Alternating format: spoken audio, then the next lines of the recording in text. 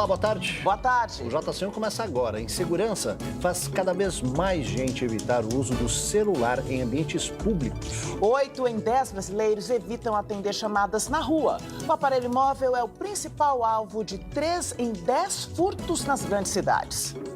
Mais 4 detentos de Altamira são mortos e desta vez durante o transporte para um presídio federal. O número de mortos no confronto entre as facções chega a 62. Desemprego tem leve queda em junho. 12 milhões e 800 mil brasileiros procuram trabalho. No estúdio, o assunto hoje é condomínio e a segurança das crianças nas áreas comuns. De quem é a responsabilidade em caso de acidente? Nas notícias internacionais, 900 crianças imigrantes estão separadas das famílias na fronteira dos Estados Unidos. E uma gangorra na cerca com o México reúne duas comunidades e faz pensar sobre o desequilíbrio entre elas. E as novas conquistas do esporte brasileiro nos Jogos Pan-Americanos de Lima. JC1 Cultura de Informação começa agora.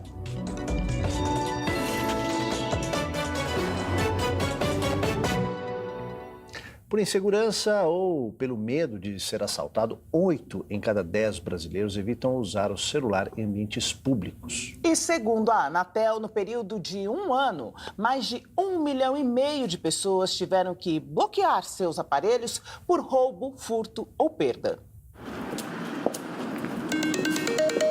Pode tocar o quanto quiser. Ana Carolina não atende o celular na rua de jeito nenhum. Algum tempo atrás eu fui assaltada e me abordaram pedindo o celular. Assim, o trauma até hoje é muito grande e eu realmente não só tento não sair com ele na rua, como também escondido, se for necessário. Assim como ela, quase metade dos entrevistados de uma pesquisa já tiveram o smartphone furtado ou roubado. E o medo de ver a situação se repetir ou de ser a próxima vítima levou 84% das pessoas a responderem que evitam atender chamadas na rua. 3 em cada 10 roubos ou furtos registrados no estado de São Paulo têm como alvo o aparelho de celular. Por mais que você se previna, a todo momento, em todo lugar, você tem alguém com smartphone até utilizando, né, isso em vias públicas e gerando essa motivação e essa oportunidade a esse tipo de crime. Mais que prejuízo material, ter o smartphone levado pode significar a exposição de informações privadas. Para que isso não aconteça, é preciso bloquear o aparelho. De acordo com a Anatel, mais de 1,5 milhão de celulares foram bloqueados por roubo, furto ou perda entre os meses de novembro de 2017 e 2018. Também é importante registrar o boletim de ocorrência. E também ativar os recursos de localização e que inutilizem até o hardware desse aparelho para que você comece a desmotivar o mundo do crime que é relacionado à troca de peças de aparelhos. Ana Carolina gostaria de poder aproveitar integralmente a mobilidade do celular. Enquanto falta segurança para isso, ela administra a situação da maneira que pode. E o mais rápido possível para casa ou para algum lugar que eu me sinta segura, se realmente for algo urgente, mas na rua não há possibilidade nenhuma de eu atender. Existe uma certeza nesse mundo digital, é que ninguém está totalmente seguro, né? De políticos a pessoas comuns, todo mundo que usa a internet pode ter o dispositivo invadido. Pois é, e não é só o celular não, né? Computador, enfim, o roubo de senhas é dos crimes virtuais o mais comum. Só no primeiro semestre deste ano, mais de 940 mil pessoas foram hackeadas e tiveram suas senhas roubadas. Na era digital, proteger o acesso a dados pessoais é fundamental. Escolher uma senha exige atenção e cuidado. Procuro fazer uma senha bem idiota que ninguém vai tentar copiar. Eu crio senha com letras, números, asterisco também. Troco de mês em mês ou mudo ela assim com caracteres diferentes. A Flávia não se preocupava com isso. O pensamento mudou quando teve as redes sociais invadidas por um hacker. Perdeu todo o conteúdo pessoal e as postagens onde compartilhava com seguidores um pouco do trabalho como dentista. Quem teria interesse de entrar na minha conta para pagar isso? Foi, acho que mesmo de sacanagem, para mostrar o quanto nós somos vulneráveis, assim. Depois do susto, a atenção foi redobrada. Mudou tudo. Eu mudei o e-mail, porque falaram que o e-mail que eu tinha também era mais fácil de entrar, que eu também não sei se é real isso ou não. Mas eu mudei a conta do e-mail, depois mudei a senha e de tempos em tempos eu mudo a senha. A cada 4, 5 meses eu vou mudando a senha. Uma empresa internacional de cibersegurança identificou que mais de 940 mil pessoas sofreram ataques envolvendo roubos de senha no primeiro semestre deste ano em todo o planeta. O número é 60% maior que no mesmo período do ano passado. O Brasil é um dos países onde a atividade desses ladrões de senhas foi detectada. Cada vez mais, a internet é usada em atividades do dia a dia, seja para pagar uma conta ou fazer uma compra. Por isso, os perfis digitais são atrativos para os criminosos. Eles contêm informações pessoais que podem ser usadas em todo tipo de golpe. E hackear as senhas é a porta de entrada para isso.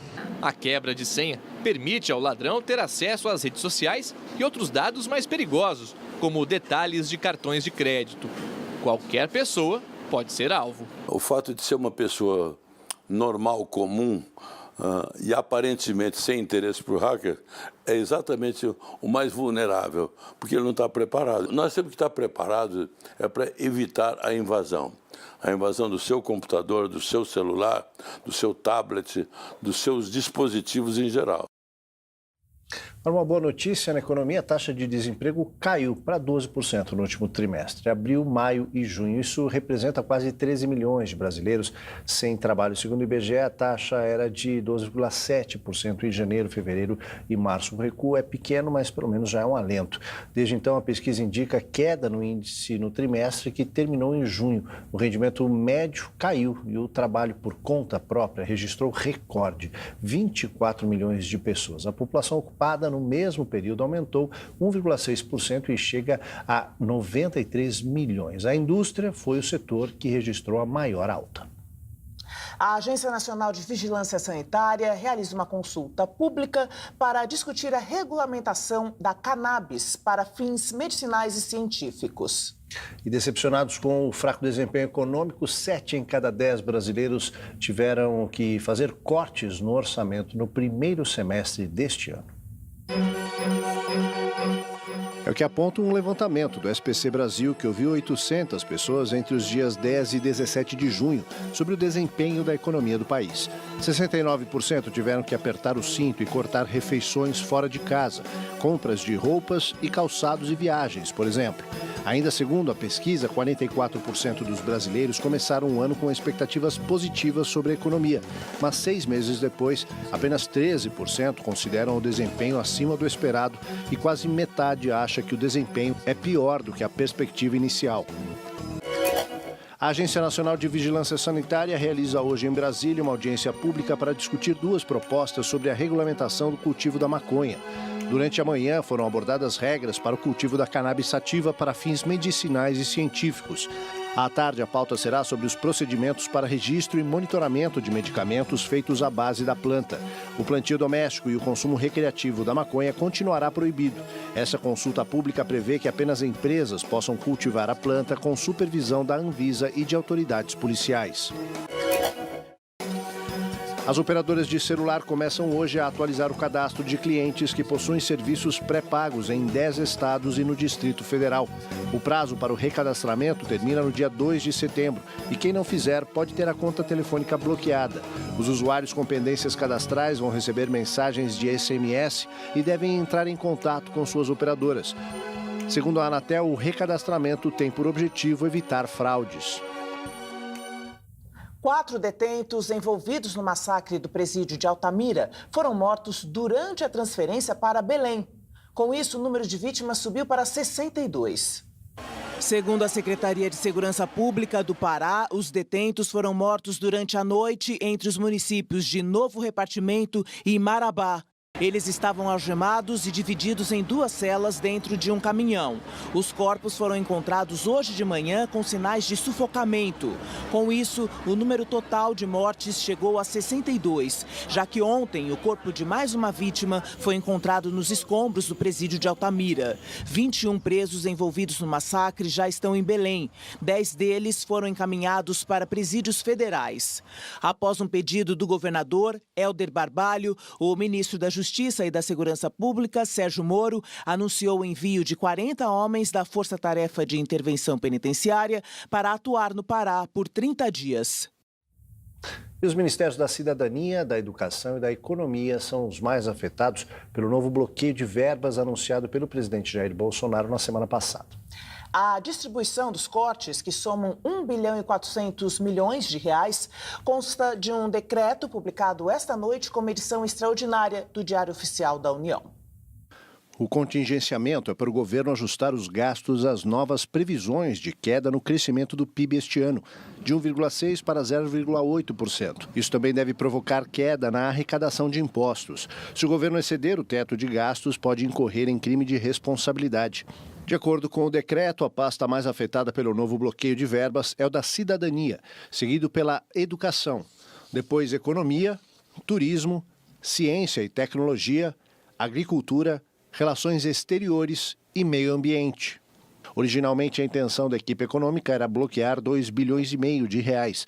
Depois, o valor foi reduzido para 1 bilhão e 400 milhões. A deputada Janaína Pascoal, do PSL de São Paulo, pede no Senado o impeachment do presidente do Supremo Tribunal Federal, Dias Toffoli. O pedido de impeachment contra Dias Toffoli entregue ao presidente do Senado, Davi Alcolumbre, é motivado pela decisão do ministro de suspender todas as investigações que usam dados compartilhados pelo COAF e pela Receita Federal sem autorização de um juiz. O pedido é assinado também por procuradores ligados ao grupo Ministério Público Pró-Sociedade de tendência política conservadora. No documento, Janaína Pascoal e os procuradores alegam que a decisão de Dias Toffoli contrariou a Constituição Federal e diversas leis, e também uma decisão anterior do Supremo Tribunal Federal. No último dia 16, Dias Toffoli atendeu a um pedido da defesa do senador Flávio Bolsonaro para interromper a investigação aberta contra ele pelo Ministério Público do Rio de Janeiro. A investigação é baseada em relatórios do COAF que apontam movimentações atípicas do ex-assessor parlamentar Fabrício Queiroz. A decisão de Toffoli deve ainda ser analisada pelo plenário do STF em julgamento previsto para novembro. E o governador de São Paulo, João Dória, disse hoje que fechou um acordo com o governo federal que permitirá estender a linha 13 Jade da CPTM até os 3 terminais de passageiros ali do Aeroporto Internacional de Guarulhos. Segundo ele, as obras estarão prontas até dezembro de 2021. E o governador João Dória também inaugurou hoje o acesso clínicas da linha 4 amarela do metrô, que permitirá o acesso dos usuários ao complexo hospitalar nas imediações, que inclui o Hospital das Clínicas e o INCOR. A estimativa é de que 100 mil pessoas passem todos os dias no novo acesso da estação Oscar Freire, da linha 4 amarela do metrô, para chegar ao complexo do Hospital das Clínicas, que fica a 500 metros daqui. O governador de São Paulo, João Dória, também anunciou outras obras de melhoria na malha metroviária. Anunciamos a continuidade da implantação das portas automáticas nas estações, nas linhas azul, verde e vermelha do metrô, e vamos seguir com as portas automáticas para que todas as estações do metrô tenham esta facilidade, garantindo maior segurança ao usuário. Até o final deste ano, nós estaremos com a maioria das estações já com as portas automáticas. Agora o nosso assunto do dia que interessa muita gente, porque condomínios com áreas comuns para crianças devem ter regras que garantam o bem-estar e a segurança dos pequenos moradores.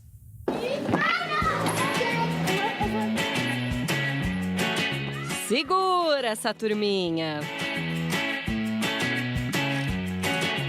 Eu tenho minhas amigas e meus amigos e aí a gente se diverte muito juntos. Eu tenho meus amigos para brincar de pega-pega e futebol. E eu gosto de brincar de futebol e pega-pega de tubarão. Mesmo com o fim das férias, o playground é destino certo no tempo livre dos pequenos. Neste condomínio da Zona Sul de São Paulo, as brincadeiras são por faixa etária. Há brinquedos para os menores e para os maiores. E para resistir à energia da criançada, eles devem estar sempre em ordem. Aqui, a manutenção é semanal e as estruturas têm certificação. Um certificado de determinação de segurança, né? Isso aí, acho que para qualquer tipo de equipamento, não só para playground, como qualquer área do condomínio ou para qualquer empresa. É importantíssimo ter isso, porque certifica que a gente tem um equipamento seguro. O piso onde ficam os brinquedos também é especial. Feito em EVA, ele amortece eventuais quedas que, com crianças, são inevitáveis. O olhar atento dos responsáveis é outra garantia essencial de segurança. Evelyn faz questão de acompanhar o filho Lucas, de 3 anos e 7 meses. Adora ficar aqui embaixo, adora brincar. Todos os dias eu desço. Eu sempre tenho um cuidado, sabe? De ficar balançando, de olhar para não cair, para não se machucar. Essa é a recomendação do condomínio, mas para os pais que entendem que os filhos já podem ficar sozinhos nas áreas comuns do prédio, há um termo de responsabilidade. Mesmo assim, os cuidados para minimizar os riscos na hora da diversão são vários, como deixar o acesso da piscina sempre trancado. Por mais que a gente tenha todo tipo de sistema de equipamento de imagens, a gente consegue verificar, a portaria liga no apartamento caso o filho esteja fazendo alguma coisa de errado que possa ocasionar acidente. A gente tem também o nosso Honda, que ele faz o trabalho à noite e ele orienta as crianças, porque você sabe como que é criança, né? Não para. E são muitas as situações que podem causar acidentes ou mesmo desentendimentos entre os condôminos, né? Para orientar a gente sobre isso, que evitar esses problemas, como evitar esses problemas, a gente convidou aqui para o estúdio o advogado Marcelo Fonseca, que é especialista em direito imobiliário e questões condominiais. Boa tarde, bem-vindo, obrigado pela participação aqui no JC1. Boa tarde, eu que agradeço a presença, o convite. E é um assunto realmente muito polêmico que demanda muita atenção dos gestores. Né? Pois é. A gente viu na reportagem aqui um condomínio que está controlado, vamos dizer assim, né? Quer dizer, os equipamentos em manutenção, com manutenção constante, supervisão de uma mãe ali ou dos pais, isso está bem claro. Acho que talvez a gente pudesse começar explicando isso, né? É fundamental que os pais não terceirizem esse cuidado das crianças nesse ambiente comum para os funcionários do prédio, né? Exato. O gestor, o síndico, não é a função dele zelar e guardar pelas crianças, né? A função do gestor, do síndico, é prevenir de acidentes, então fazer manutenção nas áreas comuns do condomínio e adequar algumas áreas, como piscina, playgrounds, às normas técnicas existentes. Se o gestor cumpre essas normas técnicas e faz as manutenções preventivas, ele se exime de algumas responsabilidades. Mas é fundamental que os pais eduquem e olhem as crianças para que evitem certo tipo de acidente.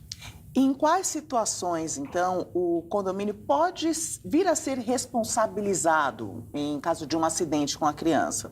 Exato. Se o condomínio, se o gestor não faz manutenções preventivas nas áreas comuns, por exemplo, vistoria em playgrounds, como nós vimos, grades na piscina, né, o condomínio pode ser, sim, responsabilizado. Um brinquedo quebrado. Um brinquedo quebrado, eventualmente um chão molhado, sem um aviso, né, que aquele piso está molhado. Aí, sim, o condomínio pode ser, sim, responsabilizado.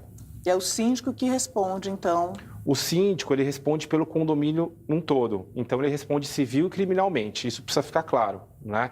Então, como ele responde civil e criminalmente, ele precisa tomar as medidas aí preventivas para que não ocorra nenhum tipo de acidente. Então, se houver algum tipo de acidente, não é a pessoa jurídica do condomínio, mas é ele, pessoa física, que é responsabilizado? Criminalmente, é ele, pessoa física. Tá. Né? Civilmente, é uma ação de indenização por danos materiais ou morais, algum acidente em que houve, quebrou algum membro do corpo, aí é o condomínio. E situações corriqueiras, né, nos condomínios. Em caso de uma festa em que uma criança de fora vem para o condomínio ou causa algum dano ou alguma briga, alguma confusão dentro do condomínio. Mas vamos pensar em algum dano. Quem se responsabiliza se é um visitante? Bom, se é afetada alguma norma do condomínio prevista no regulamento interno por um visitante, é o proprietário que convidou aquele visitante para vir na festa e tudo mais, né? Então, o proprietário vai ser multado ou ele vai precisar arcar com esse dano, né? Depois, o proprietário, enfim, pode cobrar do visitante, mas a responsabilidade é do proprietário, de quem está fazendo a festa ou o churrasco, né? Então, inclusive, cabe a cobrança da multa mesmo. Cabe a cobrança da multa, se infringir uma norma condominial. E em caso de desavenças, desentendimentos, dessas coisas, a gente, claro, né, espera que seja o encontro dessa criançada no prédio seja sempre uma diversão. Mas, às vezes, alguma coisa foge ao controle. Em caso de desavenças, qual é a melhor maneira de administrar isso? O síndico, o gestor, ele precisa ter um papel conciliatório, né? Então, o condomínio observa que houve algum problema, alguma briga, alguma desavença, vai chamar os pais e conversar, né? Mas o condomínio não tem como se envolver nesse tipo de situação. É um problema dos condôminos, né? O condomínio orienta, né? Eventualmente analisa alguma imagem para entender o que aconteceu, mas é um problema dos pais, né? Então, o condomínio está alheio a essa situação. Outra situação comum, caiu, machucou, quebrou o braço, por exemplo. O que fazer? Como proceder? Bom, o condomínio, quando ele observa esse tipo de situação, ele imediatamente tem que avisar o responsável e acionar aí a ambulância, bombeiro, para que possa aí, atender aí da melhor maneira e mais rápido possível aí essa criança acidentada. A gente viu na reportagem um exemplo de um edifício que tem, inclusive, uma ficha para o condômino autorizar a permanência da criança sozinha no pátio. Isso não é obrigatório, mas qual a avaliação que você faz? Isso é positivo? E outra questão, isso isenta o condomínio da responsabilidade se algo acontece? Bom, começando no final, só vai isentar se algum acidente não for ocasionado por falta de manutenção de algum equipamento, né? Aí tudo bem. Agora, são medidas que a gente enxerga com bons olhos, né? Visando eximir a responsabilidade do condomínio em qualquer situação. É bom, ainda que não se faça necessário, porque é responsabilidade dos pais olhar seus filhos, não do condomínio, não dos funcionários, não do zelador, não do porteiro. E tem alguma idade que é mais adequada? Por exemplo, 5 anos, 6 anos, que a criança já poderia ficar mais tempo sozinha no play, na quadra? O bom senso, né, ele determina aí qual idade você pode deixar seu filho sozinho ou não. Alguns condomínios colocam avisos em alguns equipamentos, alguns brinquedos. Não permitido para menores de 5 anos, por exemplo, né? Mas não tem nenhuma norma específica, é o bom senso que determina dos pais. Tá? Maravilha. Marcelo, muito obrigado pela tua participação aqui no JC1. A gente vai continuar falando desse assunto, porque eu vou trazer aqui para vocês o Cadu Cortez. Ele foi até uma casa com um médico, depois de um acidente doméstico, resolveu repensar toda a organização em casa com o objetivo de aumentar a segurança de quem mora, e ele tem boas dicas para dar para você aí em casa, viu, Cadu? Vamos lá, Aldo. Estou aqui já na casa do Dr. Rogério Toledo, que é gastroenterologista, idealizador desse projeto, na Casa Mais Segura. Mas aqui, na casa do Dr. Rogério, todo cuidado é tomado, né, Dr. Rogério? Muito boa tarde. Boa tarde, muito obrigado pela oportunidade e é um grande prazer. Vamos lá, então, começando a explicar o que a gente pode, os primeiros cuidados que se deve tomar aqui, Dr. Rogério. Essa parte aqui, a mesa, vidro, vamos lá. Nós temos a mesa de bordas arredondadas.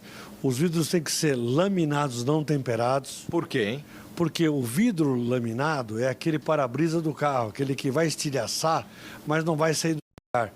O vidro temperado é o que causou todo esse projeto, que destruiu e fez a minha mulher sofrer muito.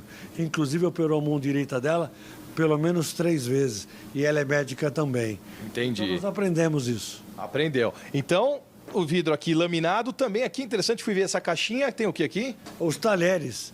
Isso tem que ser protegido porque criança e adulto, idoso, não sabe se tratar, não sabe se cuidar. Então a gente deixa na caixinha porque tem uma segurança, que é mais uma trava, como veremos daqui a pouco com os copos. Vamos ver então aqui, aproveitar para a gente rodar um pouquinho mais na casa do Dr. Rogério aqui, para a gente finalizar. Tem essa parte aqui, que é logo esse móvel de entrada, né? Em princípio é simples, mas por que é tão importante manter assim, doutor? Isso, porque aqui eu não tenho chave, eu não tenho faca, eu não tenho moeda, eu não tenho nada. Isso aqui é uma situação de segurança. Por acaso eu tenho uma Bíblia, que é aquilo que me acompanha, mas é isso que eu tenho. Tá certo. E os copos ali também, Tato? Dá pra gente mostrar os copos que estão fechados com chave, né? Não há chance de nenhuma pessoa aderir ali, a não ser nós que abrimos e fechamos. Do contrário, uma criança com um cristal desse, como aconteceu na Copa, uma moça morreu comemorando algo que a gente nem sabe o que foi, com um copo na sua jugular e não deu tempo. Entendi. E aí a gente encerra aqui com um portãozinho, que é fundamental também, seja para criança ou para cachorro. E um dado importante também, né, doutor Jair, que o senhor ia falar aqui da porcentagem de acidentes que podem ser evitados. O portão? O portão é o seguinte, não é só para quem tem cachorro, para humanos também, porque são crianças. Certo. Aquilo evita a cozinha, que é o lugar de maior acidente doméstico que nós temos no mundo.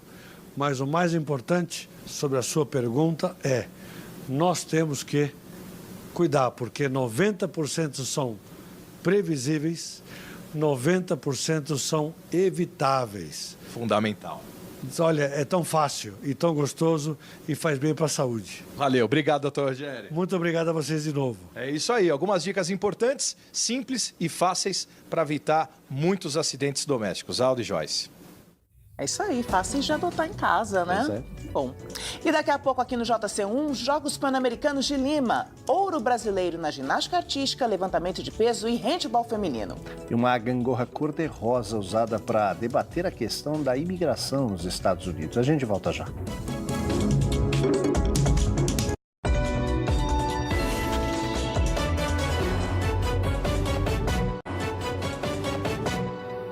Agora as notícias internacionais e nós começamos pelos Estados Unidos, onde 900 crianças estão em centros de detenção na fronteira, separadas da família. Para chamar a atenção para o problema dos imigrantes, um arquiteto e uma designer usaram o muro com o México para construir um brinquedo que faz pensar em coisas muito sérias.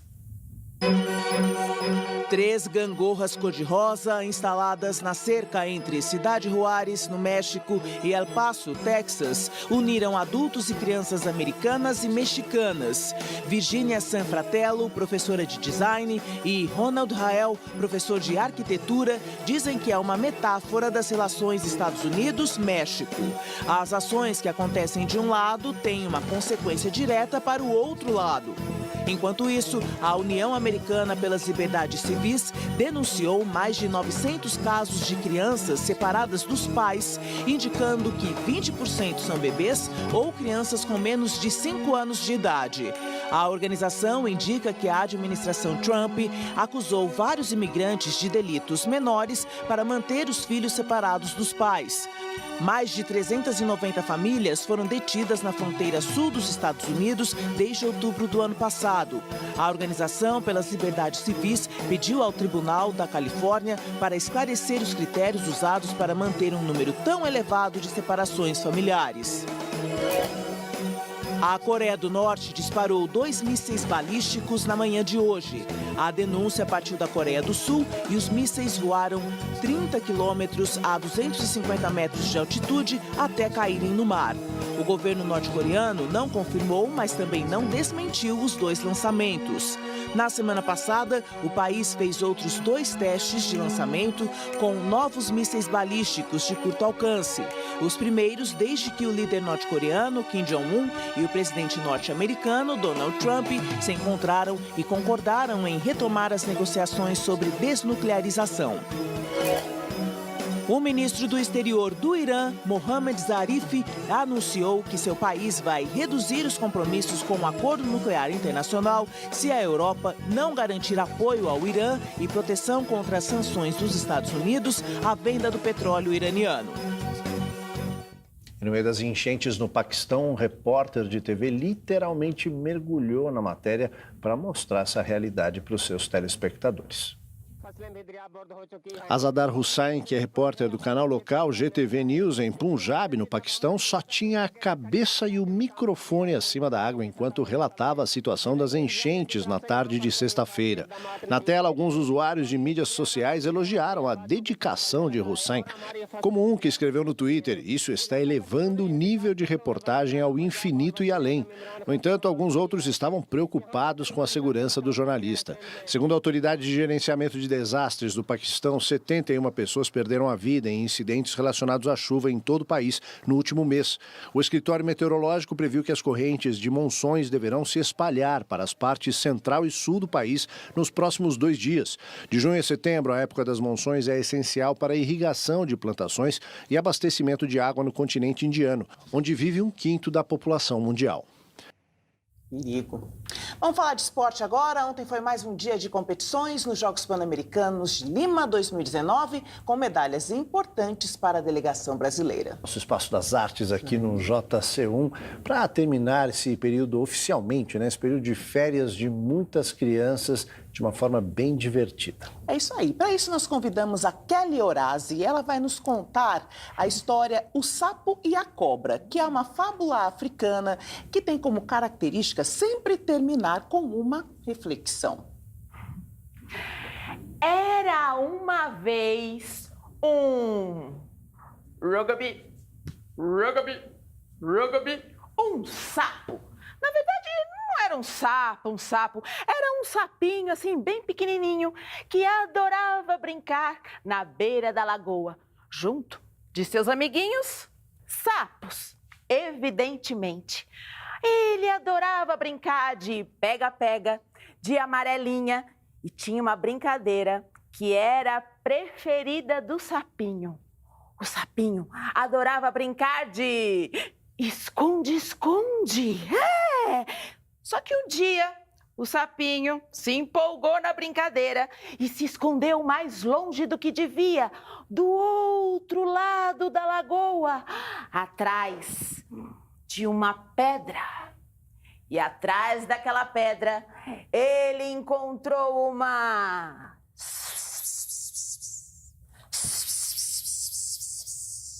cobra. Na verdade, não era uma cobra, era uma cobrinha também, assim, bem pequenininha, que adorava brincar ali na beira da lagoa, junto de suas amiguinhas, cobras, evidentemente. E quando o sapinho encontrou a cobrinha ali atrás da pedra, os dois levaram um susto danado. Ai, que susto! Ai! Se olharam, se estranharam. Mas, como eram crianças, logo tornaram-se amigos e foram brincar juntos. Brincaram de pega-pega, de amarelinha, de esconde-esconde. E quando eles perceberam, o dia já estava acabando, o sol já estava indo embora, a lua já estava apontando. Ai, eu preciso ir embora. Ai, eu também, a minha mãe deve estar preocupada comigo. A gente se vê amanhã, tá bom?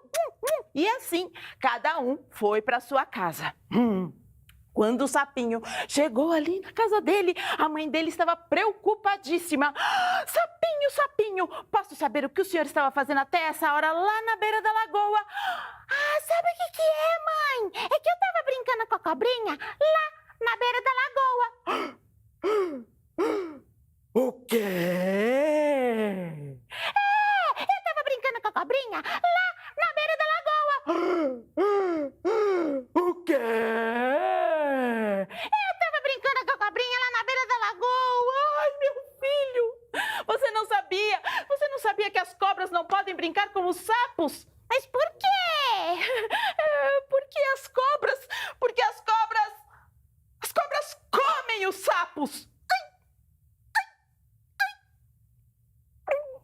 Quando o sapinho ficou sabendo disso, ele chorou, chorou, chorou. Ai, ficou tão triste que nem quis saber de conversa naquela noite. Já a cobrinha, por sua vez, quando chegou na casa dela, também a mãe dela estava preocupadérrima. Cobrinha, cobrinha, posso saber o que a senhorita estava fazendo até essa hora lá na beira da lagoa? Ah, sabe o que é, mãe? Eu estava brincando com o sapinho lá na beira da lagoa.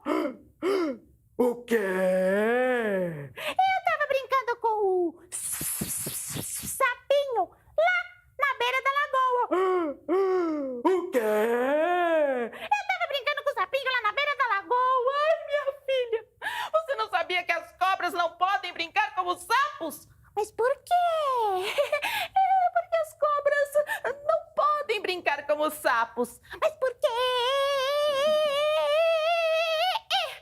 Porque as cobras comem os sapos. Quando a cobrinha ficou sabendo disso, ela chorou, chorou. Ai, ficou tão triste, que ela foi se enrolando, enrolando, enrolando e também não quis saber de conversa naquela noite. No dia seguinte, o sapinho foi brincar na beira da lagoa, junto de seus amiguinhos sapos, evidentemente.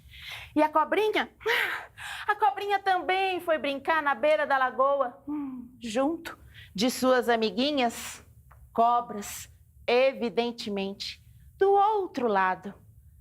Só que, de repente, o sol iluminou bem no meio da lagoa. E os dois puderam se olhar e trocaram um sorriso. E foi deste sorriso, e a partir desse dia, que o sapinho e a cobrinha jamais se esqueceram do único dia que eles puderam ser amigos. Muito bem, bravo, muito obrigado. Obrigada. Tomara que a gente possa descobrir o que é isso, né? Sempre ser amigo. A gente vai fazer um rapidíssimo intervalo, voltamos já.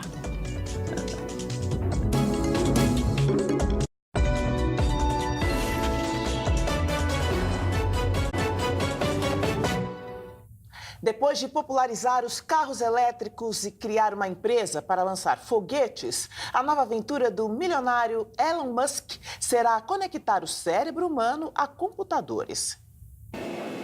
Entender e controlar o cérebro humano parece ser cada vez mais uma ambição do próprio homem. Mas a visão de Elon Musk foi mais longe.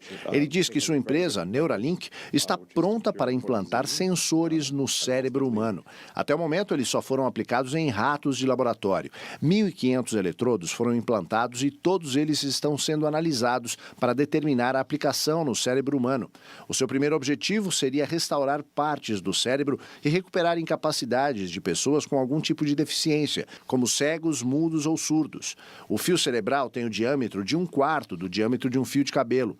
Depois de aplicados, os sensores captam informações e transmitem para um receptor na superfície do crânio que os envia para análise via Bluetooth.